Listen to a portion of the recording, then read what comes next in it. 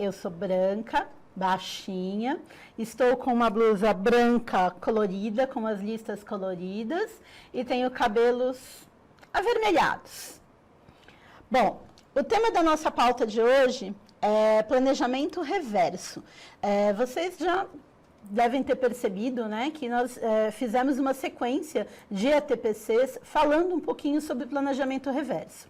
A ATPC de hoje é um fechamento onde a gente fará uma retomada e a revisão de alguns conceitos. Mas antes da gente começar, eu vou dar um minutinho para vocês pegarem os materiais, separarem o diário de bordo e já já a gente começa a conversar.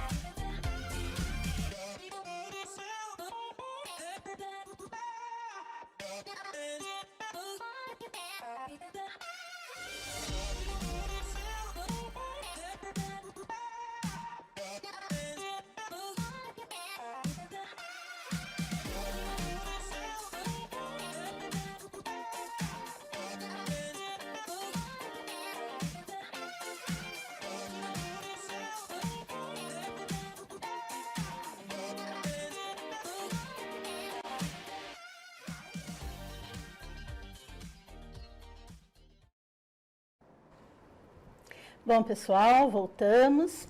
Eu gostaria de falar um pouquinho sobre o percurso da nossa pauta de hoje.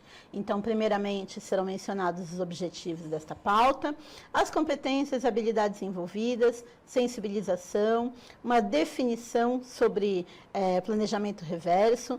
Vamos retomar um pouco da estrutura do planejamento reverso, identificar os resultados desejados, determinar evidências aceitáveis, planejar experiências de aprendizagem e instrução. E aí nós vamos finalizar, dar as indicações para o desdobramento na escola e a avaliação. Bom, então vou começar falando um pouquinho sobre o nosso objetivo de hoje. Nós temos como objetivo hoje fazer uma retomada das pautas anteriores, com a ideia de consolidar a importância e auxiliar na prática e na elaboração de um planejamento reverso. Competências envolvidas. Então, são as competências da área de linguagens. Para a educação física, temos reconhecer o acesso a práticas corporais com o direito do cidadão, propondo e produzindo alternativas para a realização no contexto comunitário. Em língua portuguesa, temos envolver-se em práticas de leitura literária que possibilitem o desenvolvimento do senso estético para a fruição, valorizando a literatura e outras manifestações artístico-culturais como formas de acesso às dimensões lúdicas, de imaginário e encantamento, reconhecendo o potencial transformador e humanizador da experiência com a literatura. Dentre as habilidades, né, então nós separamos duas competências da área de linguagens e, dentre as habilidades, nós temos a linguagem 103, analisar o fundamento das linguagens para interpretar e produzir criticamente discursos em textos diversas semioses, visuais, verbais, sonoras e gestuais. A habilidade do 9º ano, discutir as implicações dos hábitos alimentares na incidência da obesidade na saúde e qualidade de vida, e discutir as transformações históricas dos esportes paralímpicos, considerando as políticas públicas de inclusão. Bom, antes da gente começar a falar propriamente dito de planejamento reverso, nós vamos para a nossa primeira interação de hoje, que é uma sensibilização. Vamos dar uma retomada, o que você entende por planejamento reverso. já foi falado anteriormente, então vamos retornar aí as anotações, ao que vocês se lembram sobre planejamento reverso. E daqui 2 minutos voltamos a conversar.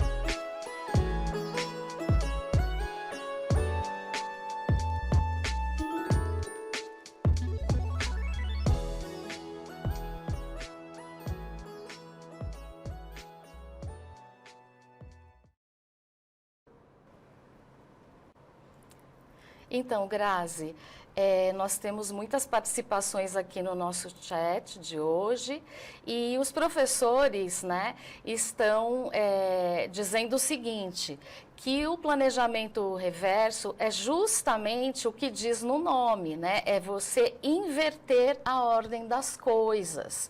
E outro fator que eles estão salientando é sobre ver o planejamento reverso como uma forma de incentivar o protagonismo dos estudantes, ou seja, o estudante no centro da aprendizagem.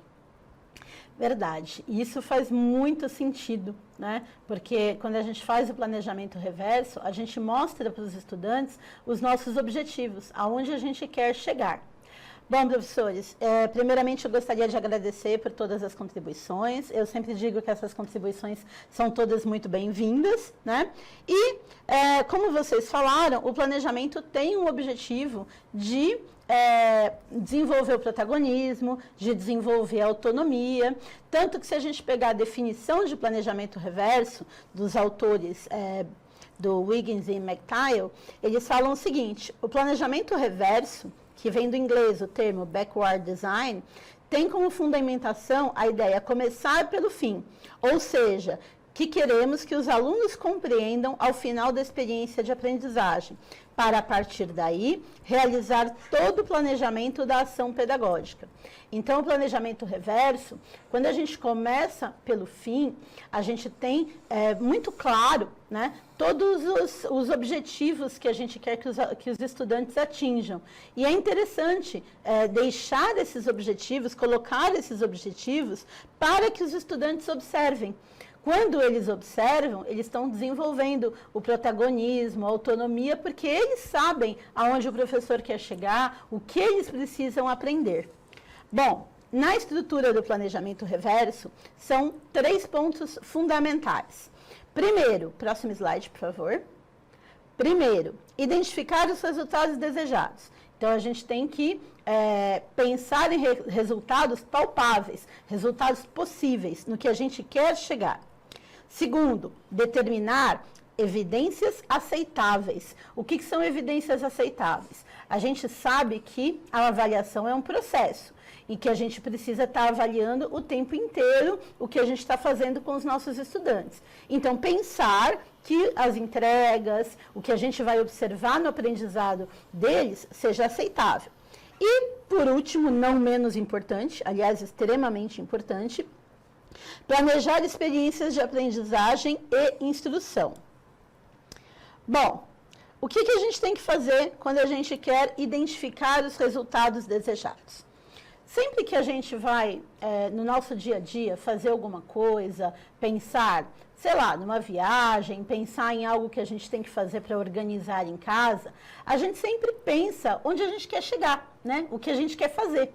Não adianta eu pensar e sair agindo aleatoriamente com o que eu tenho para fazer sem saber o que eu quero chegar. Se eu vou na casa de alguém, vou num determinado shopping, vou em determinado lugar, eu tenho que saber o endereço de onde eu vou e criar a minha estratégia para sair de casa, certo? Perfeito. Então, para isso, eu preciso saber aonde eu quero chegar. Quando a gente fala, né, de identificar os resultados desejados, é justamente isso.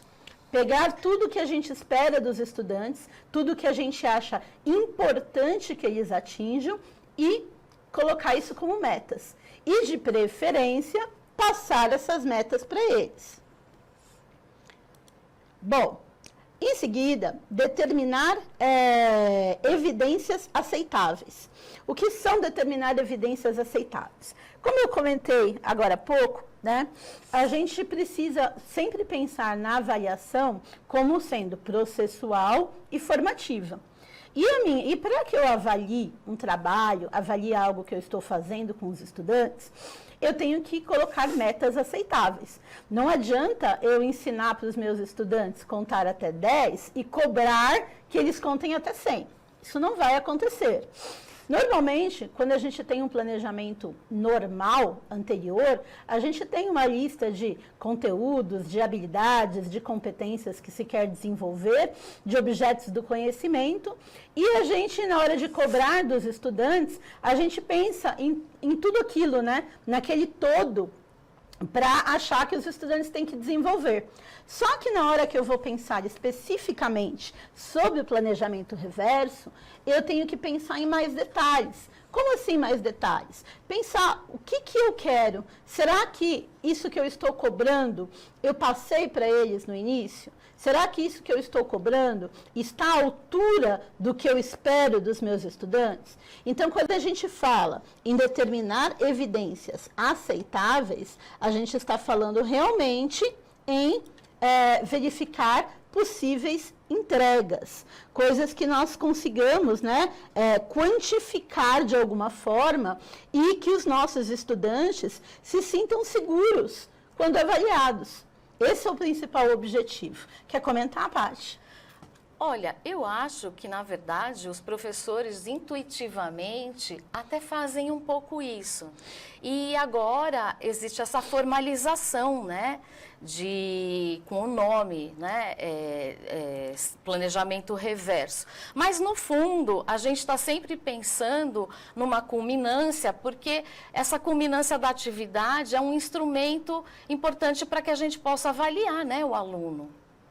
Quando a gente fala em planejamento reverso, o próprio nome fala, né? A palavra reverso significa começar pelo fim. E por que a gente começa pelo fim? Justamente para a gente ter em mente essa culminância, isso que a gente precisa terminar, né? O que a gente espera. Bom, e aí, uma vez determinados os objetivos, determinados o que eu espero, né, eu vou pensar nas evidências que são aceitáveis. Como eu disse, não dá para ensinar os alunos a contar até 10 e achar que eles vão contar até 100, né? Um exemplo muito simples, né, mas bem palpável. E, por último, planejar as experiências de aprendizagem e instrução. O que significa planejar as experiências de aprendizagem e instrução? Significa, depois que eu sei aonde eu quero chegar, eu sei quais são as entregas aceitáveis, né? O que eu posso cobrar de maneira aceitável dos meus estudantes. Aí eu parto para um planejamento da aprendizagem, para o planejamento das minhas aulas, das estratégias, das atividades, independente de quais sejam elas, se eu vou utilizar metodologias ativas, se eu vou utilizar rotinas de pensamento, se de repente eu preciso trabalhar um dia ou outro uma aula mais tradicional, mas o mais importante é que essas experiências sejam todas planejadas. Exatamente, Grazi. O planejamento ele é bastante importante, principalmente porque os alunos também necessitam desse tipo de informação, né? O que se espera deles? O que eles vão aprender com esse tipo de situação? Que habilidades estão sendo desenvolvidas? E eu digo mais do que isso também porque a sala de aula é um desafio constante para a gente. Então, a comanda de cada uma das atividades propostas tem que ser bastante clara. E para que essa comanda seja clara, o professor tem que ter muita clareza do que ele espera que o estudante faça. Né? Quando a gente vai pensar de maneira reversa, a gente pensa, em primeiro lugar, o que esperar deles, depois, o que eles vão entregar, o que é o mínimo possível ou o máximo possível que eles vão atingir naquilo, e aí pensar nas minhas estratégias, né? Exatamente. Bom, então, eu gostaria de colocar o próximo slide, por favor. Fazendo uma retomada hoje do que nós já falamos anteriormente, vocês já viram esse quadro, que é uma comparação entre o planejamento padrão e o planejamento reverso. O que isso significa? Se vocês olharem, planejamento padrão é o planejamento que a gente faz no nosso dia a dia. E se vocês pensarem em planejamento padrão, escolhe-se um livro com base para um curso. Enquanto que no planejamento reverso, a gente formula as metas de aprendizagem. Então, já é diferente. Veja, no planejamento padrão, a gente vem, como eu disse no início, com o conteúdo pronto, com as competências e habilidades a serem desenvolvidas, e isso está posto. Já no planejamento reverso, a minha preocupação não é o que está posto. Aliás, o que está posto vai ser adaptado ao que eu quero, ao que eu espero dos meus estudantes. E é muito bom também, Grazi, porque isso tira o próprio professor daquele lugar tradicional do conteudismo. Então, para nós, é importante começar a raciocinar em cima de habilidades e competências. E a gente vai ver que não é tão difícil assim mexer com as habilidades e provocar algo que faça sentido para aquele aluno, né, para aquele estudante. Eu creio que no início a gente vai sair da zona de conforto, né? Que a gente está acostumado com aquele planejamento padrão, né? Mas a médio e longo prazo, a gente vê que fica muito mais fácil, né? Cobrar dos estudantes algo que é mais aceitável, que esteja mais de acordo com a realidade. É aquilo de aproximar ainda mais o processo de ensino e aprendizagem com o contexto dos estudantes, né? Exatamente, é uma ruptura. Bom, então voltando aqui à nossa comparação, no planejamento padrão, a gente escolhe um livro, depois a gente cria uma ementa, faz uma revisão dos temas e resume tudo, elabora apresentações em PowerPoint, ou elabora a nossa aula, pensa o que a gente vai fazer e depois a gente pensa nos exames. Esse tipo de ensino é um tipo de ensino centrado no professor. É um ensino extremamente tradicional e que a gente sabe, né, Patrícia, que muitos professores estão deixando isso de lado, né? Porque para a gente desenvolver o protagonismo, a autonomia dos estudantes, o ensino precisa ser mais centrado nos estudantes do que no professor. Veja, quando você fala que você vai escolher o material, então você pega o material que você tem. Aproveitou o material que você tem, cria uma ementa em cima daquilo. Você não está pensando no que você quer que o seu aluno aprenda, você está pensando no que está sendo fornecido ali no seu material. Aí você vai lá e faz uma revisão dos temas, resumindo tudo. Então, você pega, julga, até escolhe o que é mais importante, isso é um papel do professor, mas aí você já dá uma resumida ali e já pensa em como você vai passar isso para os estudantes.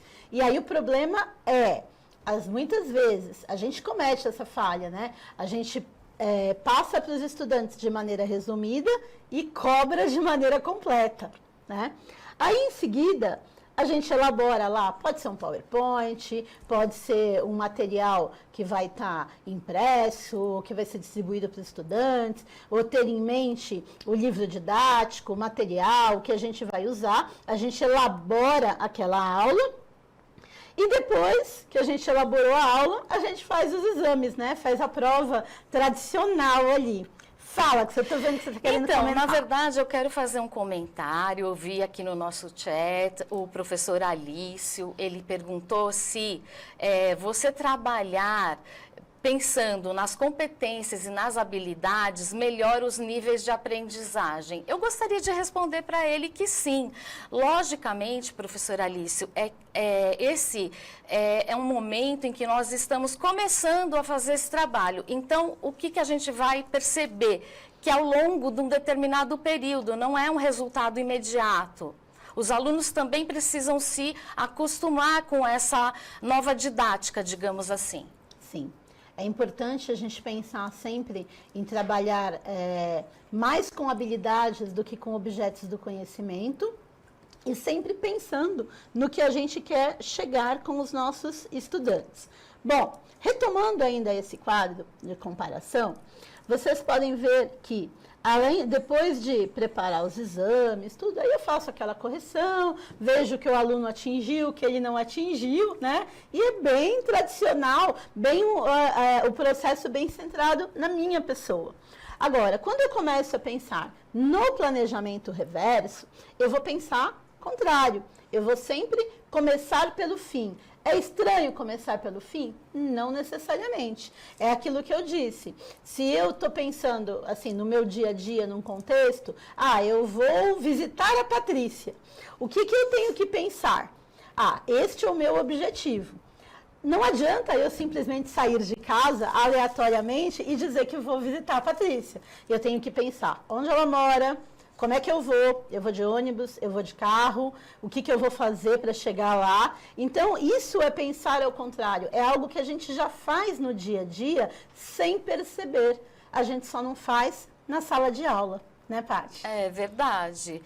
E eu acho que esse é um instrumento bastante importante porque a gente acaba entregando também para o aluno algo que está nas expectativas deles, que é entender o porquê ele aprende determinadas situações, determinados conteúdos ou atividades. Ele tem que fazer uma conexão com o mundo lá de fora, com o mundo do trabalho, por exemplo.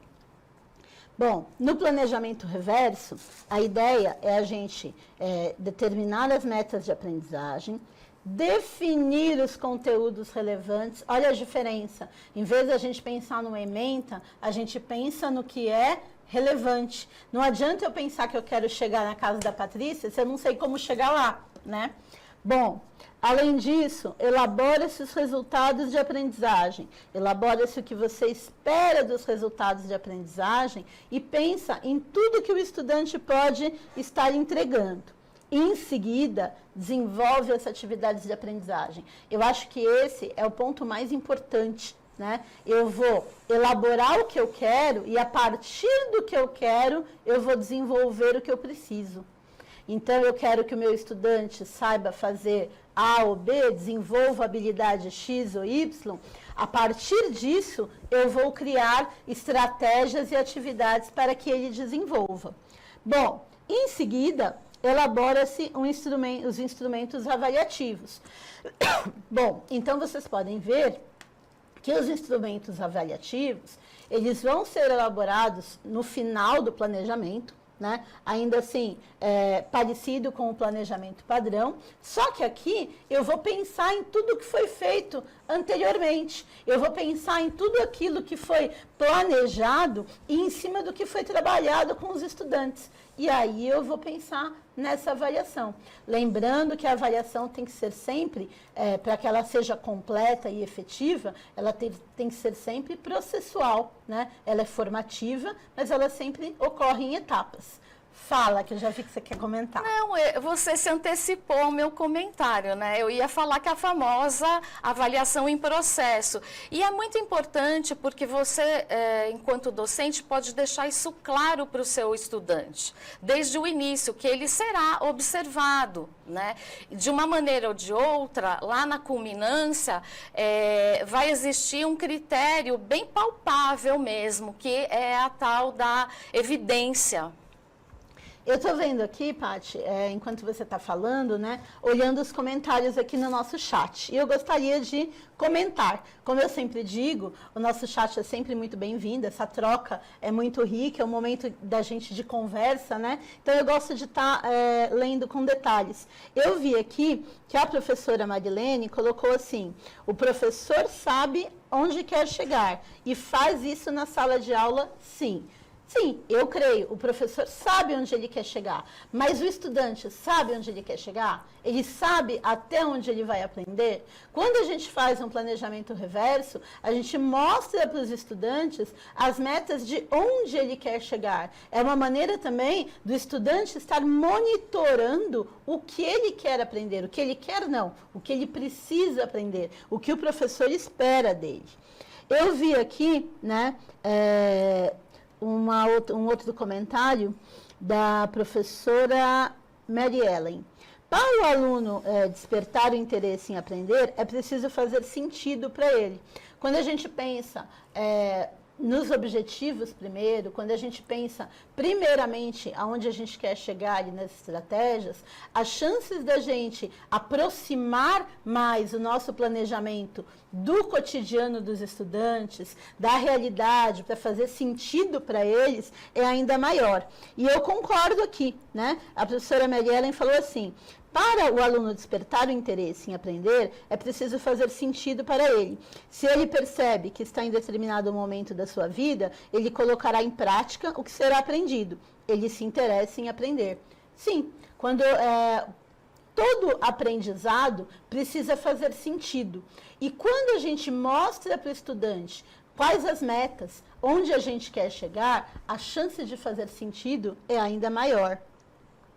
Bom, a professora Maria também está comentando, né? É muito bom planejar, precisamos saber os caminhos seguidos, né? Estou vendo aqui que vários professores concordam aqui com o que a gente está falando, viu, Patrícia? A professora Andréia falou assim: tenho duas perguntas. Quais as experiências em uma sala de aula hoje durante a pandemia? Durante a pandemia, bom, acho que a Patrícia pode falar melhor, né? Que a Patrícia acabou de chegar na sala de aula. É verdade. Mas a ideia da gente pensar em metodologias diferentes, da gente pensar um pouco em sair da zona de conforto, até para mudar a estratégia de trabalhar com os estudantes, né? Quer comentar um pouquinho? Eu gostaria de comentar. O exemplo que eu vou citar tem um pouco a ver também com o novo formato do ensino médio, tá? Esse ano eu atribuí aulas dentro do ensino médio e eu pude preparar as aulas nesse formato já, sabe? E você imaginar a finalização, né, a conclusão e todas aquelas etapas desse processo sendo monitoradas. De que forma? Com a participação dos próprios estudantes se autoavaliando, um grupo avaliando o outro. Bom, eu quero fazer dois comentários aqui, né? A professora Silmara, ela falou assim, ela concordou com a professora Ione, dizendo que a sala de aula é imprevisível. Gente, isso é algo que a gente precisa começar a quebrar na gente, né? A sala de aula, ela, tudo bem, ela é um espaço em que os estudantes vão falar, onde eles têm voz ativa, é para que eles tenham, porque a gente espera isso deles quando a gente desenvolve protagonismo, autonomia, né? Não dá para desenvolver protagonismo, autonomia e não ouvi-los, né? Mas quando a gente faz um planejamento reverso e pensando nas etapas, pensando tudo que a gente espera dos estudantes, a gente consegue prever um pouco de como vai ser, um pouco não, eu diria muita coisa, de como vai ser em sala de aula, né, Patrícia? Eu acho que realmente a sala de aula é imprevisível, mas eu acho que o professor tem meio que um sexto sentido de perceber quando as coisas estão fugindo do controle. E tentar parar e repensar, né? Bom, eu continuo olhando aqui os recados do nosso chat, que, aliás, eu gosto muito de olhar, né? A professora Cláudia, ela falou que, às vezes, ela tem a sensação que ela não faz nada disso. Ninguém está dizendo, professores, que vocês não fazem isso. Pelo contrário, a ideia nos ATPCs é reiterar, é melhorar uma prática que vocês já fazem de maneira magistral. E a professora Maria, né? Ela escreveu assim, cadê? Eu tenho um pedido a fazer. Seria possível vocês apresentarem um exemplo de planejamento reverso, utilizando algum conteúdo do caderno São Paulo Faz Escola, dos terceiros anos do ensino médio? Então, a gente consegue apresentar, mas lembrando que o terceiro ano do ensino médio, bom, ainda está no São Paulo Faz Escola, mas a gente tem um exemplo na próxima ATPC de hoje, depois desse desdobramento, a ideia é a gente dar continuidade à nossa conversa com exemplos de planejamento reverso. Retirados do material, preferencialmente. Retirados do material. Tudo que a gente faz nos ATPCs, a gente pensa nos materiais, sempre. Bom, você quer fazer mais algum comentário? Paty, eu estou vendo que tem bastante comentário aqui no chat, mas não vai dar tempo de ficar lendo, porque o nosso tempo está curto, né? Verdade. Eu gostaria de falar um pouquinho para vocês do desdobramento em sala de aula, antes de colocar a avaliação, só para vocês observarem, né? Para o desdobramento, nós temos um vídeo que duas especialistas fizeram especialmente sobre planejamento reverso, né? A professora Márcia e a professora Simone.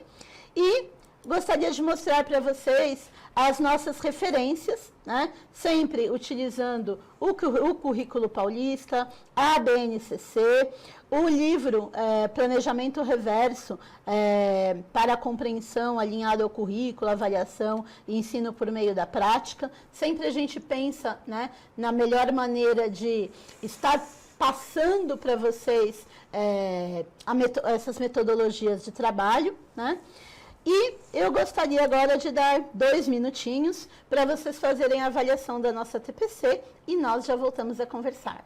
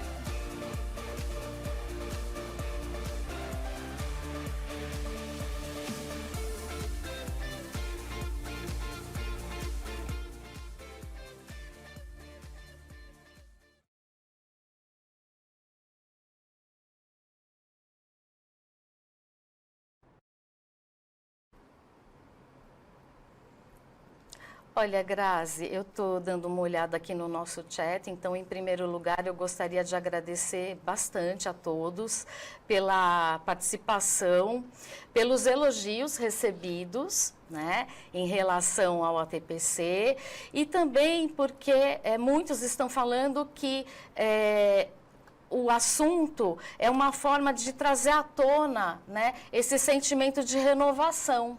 Sim, eu estou vendo aqui, né, que a professora Yara escreveu assim, ajudou muito, eu já comecei a rever os meus conceitos.